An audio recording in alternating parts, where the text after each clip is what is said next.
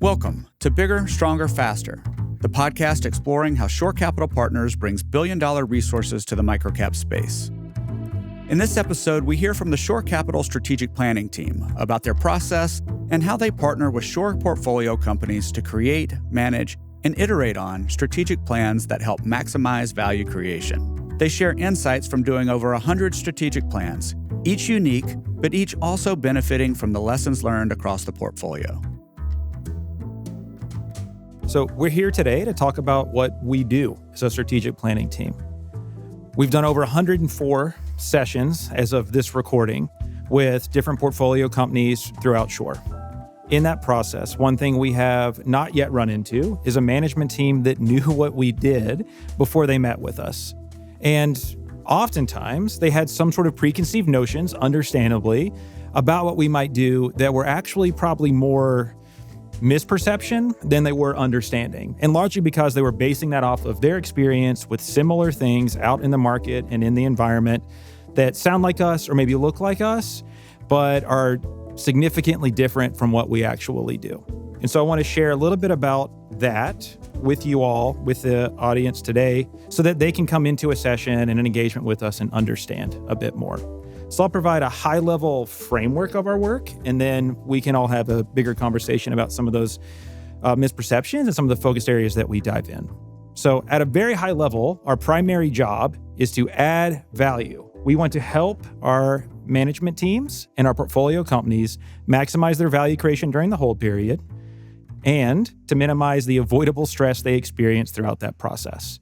We do that by helping them engage with their stakeholders, the management team, board members, and investment team, to create, to align around, and then to execute against the best possible strategy, high-level strategic plan, and high-level operating plan. Now, different people have different definitions for what those three elements might be: strategy, strategic plan, and operating plan. To us, what we mean is the strategy is that high-level set of questions that any business needs to know that's at where we might play, right? So we want to know what industries, what niches, what product categories we're going to compete in. We want to know how we're going to win in those industries. Is it low cost? Is it product differentiation? Is there some way that we compete on quality that we think is unique and sustainably valuable for us? And who are we? What's our mission? What's our vision? What are our values? What's going to guide us as a company? What's our North Star? What does success look like? That's kind of the high-level strategy every company needs to have that we help facilitate.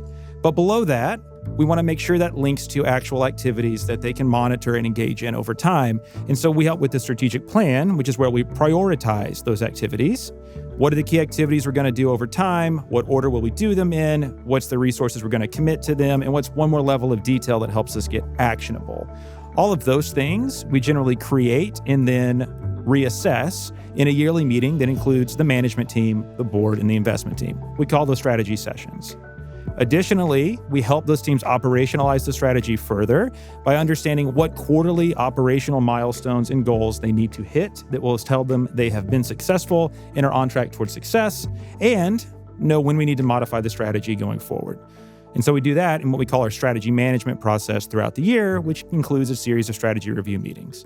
At a high level, that's the work that we engage in. We do it for every portfolio company at Shore, and it significantly contributes to better outcomes over time.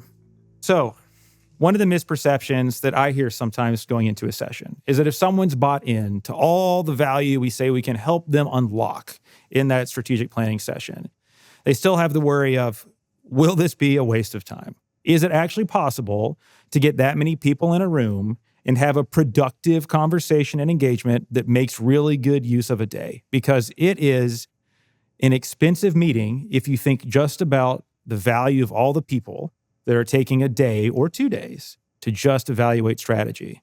So what would you say to that person? Yeah, I think first and foremost, people might have had that worry coming into session, but we've never once gotten that feedback leaving session. We've never heard that was not a good use of my time, my team's time, or the board's time. We just haven't heard that. And we do a ton to make sure that the time spent in session is a good use of time. We start planning for sessions, really like 4 months in advance of the session. We speak to key leaders before the session even begins. We surface the conversations that are most important and most critical to have in session. And then we use that information to design a pre-session survey that gets feedback from the management team, board, and investment team. All of that information, plus our market research, plus everything we know about the company to begin with, is what shapes the agenda and the way that we spend our time in session. And so we spend a lot of time up front to design the most productive day. And then while we're in session, we make significant adjustments if we need to reflect the conversations that have happened. So we both have a really solid plan going in, and then we adjust things, in session on the fly based on what's happening. I think if somebody says, is this going to be a waste of my time? I actually think that the opposite is true. I think that if you don't engage in a session like this, that will waste more time because it allows everyone to get on the same page about strategy so that leaving session, CEO, board, investment team is clear what everyone is working on and make sure that those activities are the most promising or productive activities. So Sarah, I love a lot of that response there. And one of the things that really sticks out to me is just the intentionality in design. So you're talking about the topics that we will discuss in the order in which we will discuss them is debated and determined by our team in advance based on a whole lot of intel gathering and feedback from the management team and the investment team and the board and all those stakeholders. What are some of the things that we do in the session? So we know what the topics are. We're going to adjust in session if we need to, but to make sure that it's a good experience for the participants. Some things maybe that we've added over time that weren't a part of the process in the beginning, but we've learned from this environment. Yeah, we're going to have our team there to personally facilitate through each exercise. Now, again, John, just like as you outlined, these are highly thought about and structured agendas with key exercises that are going to derive value. In order to extrapolate, double down on that even further, we're going to have one of our team members there to facilitate the group through that exercise in order to derive all expertise, get more value, and make sure it's a productive asset going into the next conversation. Yeah, there's a ton of things that we do to make sure that it's the most productive possible day, right? Because it's too many topics, it's too difficult a subject to be able to kind of just wander our way through, right? And so one of the ways that we accelerate conversation, for example, is we have breakout groups throughout the day. So we'll alternate between full group discussion, that's going to be, the 10 to 20 people that are part of the main group, and then they go into breakout groups of 5, maybe 10 people, and they talk about a focused topic. Another group breaks out and focuses on their topic. That way, more voices are heard at one time. They come back with a consensus, and then we regroup as one full team. And then in that moment, they're able to weigh in on each other's outputs and conversations.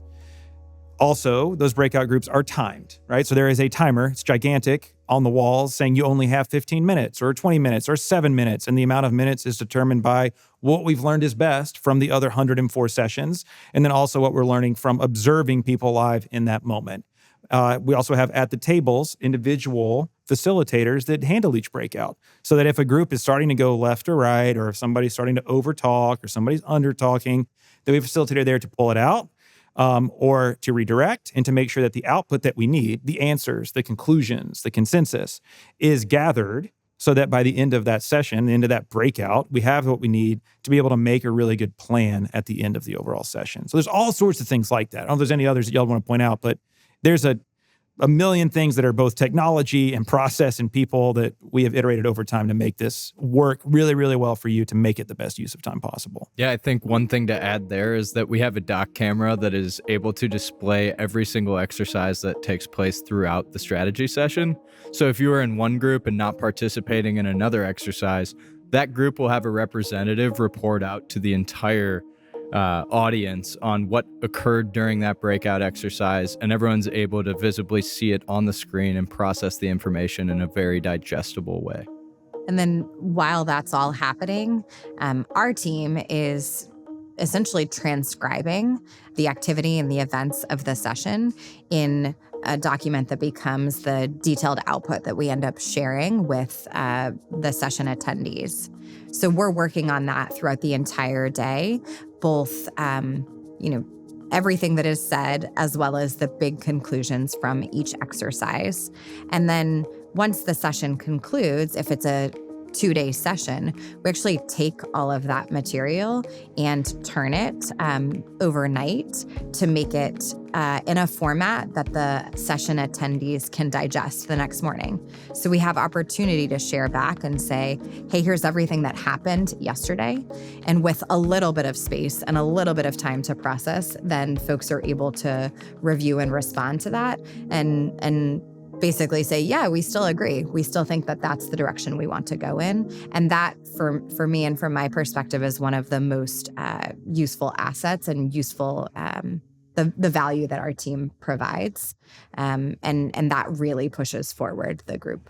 Yeah. Everyone loves the timer. I think we hear that in every session. They're going to implement it in their own meetings too. But just to get at people who think it may be a waste of time, in all the strategy sessions we have facilitated, board members have been there who have done these sessions before in the past. They have been in wasted time strategic planning sessions. I challenge you to go ask our board, reach out to the Shore board if you may know them, expand your network, and ask them what they thought about the session, if it was a waste of time. We have regularly heard that is the best facilitated strategic planning session they have ever been a part of. Yeah, before I came to Shore, I ran a network of schools. And so we thought we had a really great process that we used annually and then quarterly to decide on our focus of the year. We called it priorities, not strategy, but we had that, a way that we did that.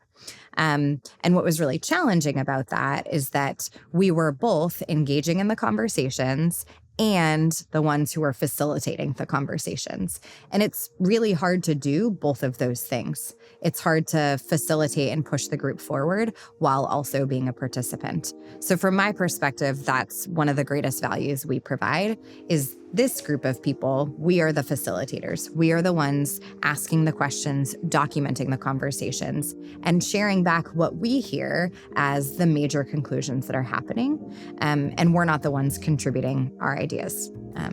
So that, I think, is the value that we provide. And part of that we're able to accelerate from all of the reps in the unique environment of Shore and all of the unique reps in the environment of the most acquisitions in the world 4 years in a row, is that we see the patterns and are able to identify the questions that need to be asked that are not being discussed yet more quickly than a group would be able to find if they ever would on their own in a one-day session. For sure. So you see the M&A person talking about how excited they are for this wide funnel, and you see the integrations person on the other side of the room is shrinking in their seat, and it's hey, maybe we should talk about how these two things align. Or you see the organic sales person talking about how they're going to go and target a certain set of customers, but you know that those customers aren't actually in the geographies that the M&A person is targeting for acquisition. So they're not in alignment, but they're working in silos, right? So we see these sorts of things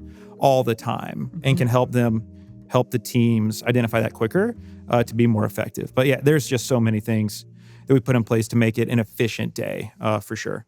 And also, as we mentioned, in the microcap space, you're wearing so many different hats as a management team member. To be able to put 4 months of dedicated time into planning a strategy session the way that we do with the level of detail that we have, it's nearly impossible. I'm willing to argue that it is impossible. Our team is here to directly serve our portfolio companies, and we are here to work for you 365 days a year.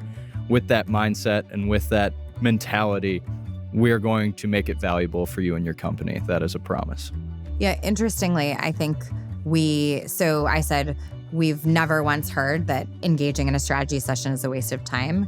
What we do often hear is, wow, the amount that we got through in 1 day or a day and a half was impressive. I never would have thought we could have gotten through all of that.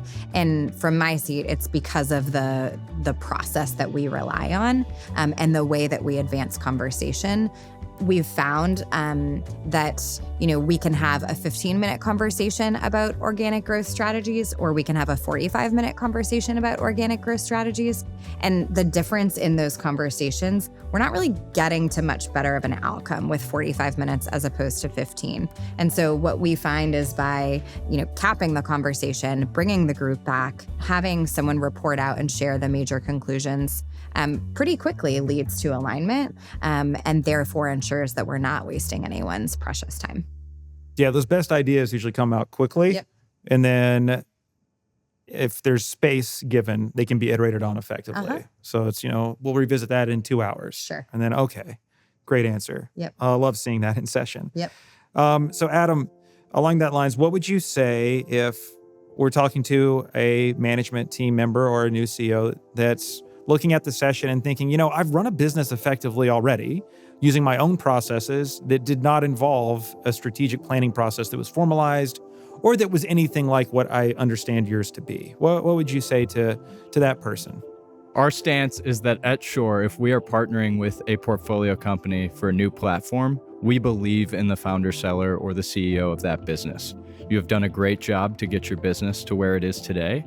However, to get to where you are today and where you need to go in 5 years for a Shore exit are very different things. So the processes, the technology, the levels of communication, the granularity of what you're reporting back to the investment team at Shore or your board members is going to be probably pretty different from what you were doing over the past 15, 20 years, whatever your hold time before Shore was.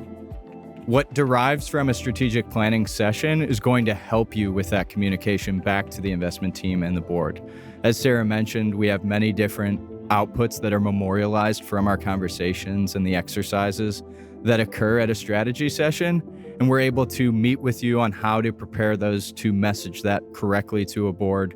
And we're really here just to help you with that adjustment to the new ownership group at Shore.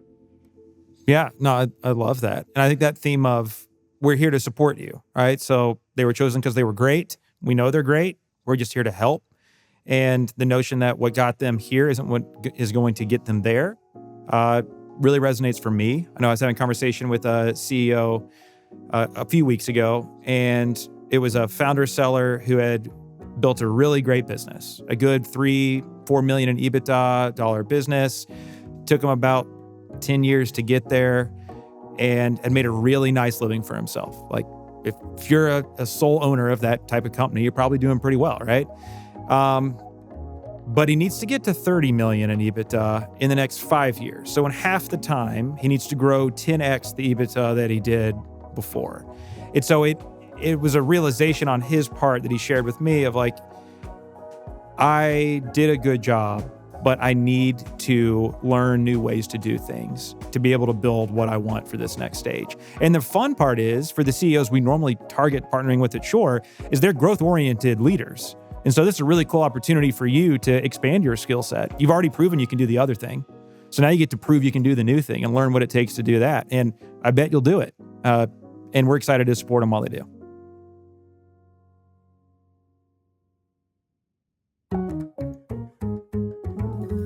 If you enjoyed this episode, be sure and check out our other Bigger, Stronger, Faster episodes, as well as our Microcap Moments and Everyday Heroes series at www.shorecp.university/podcasts or anywhere you get your podcasts. This podcast was produced by Shore Capital Partners, with story and narration by Anderson Williams, recording and editing by Austin Johnson, editing by Real Audiobooks, sound design, mixing, and mastering by Mark Galloop of Real Audiobooks. Special thanks to John Murdoch, Sarah Giblin, Dane Drabowski, and Adam Shibley. This podcast is the property of Shore Capital Partners, LLC. None of the content herein is investment advice, an offer of investment advisory services, nor a recommendation or offer relating to any security. See the Terms of Use page on the Shore Capital website for other important information.